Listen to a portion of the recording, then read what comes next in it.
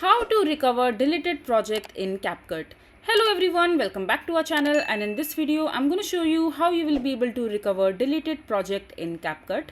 So first of all, just simply open your Capcut account, and over here as you can see that I have created or edited these projects in the past. And when you click on the three dot icon right beside this post itself, you will be able to see the option called rename, duplicate and delete.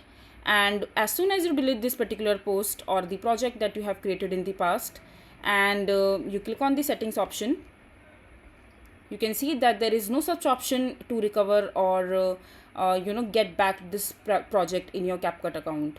So yeah, unfortunately there isn't a way through which you will be able to recover your deleted project in Capcut. You need to go ahead and create another project while clicking on the new project from the screen itself, and create another project, but you won't be able to recover it. So yeah, but in future if Capcut have any update regarding recovering your deleted Capcut project, I will definitely let you guys know, but for now you won't be able to recover any deleted project in Capcut.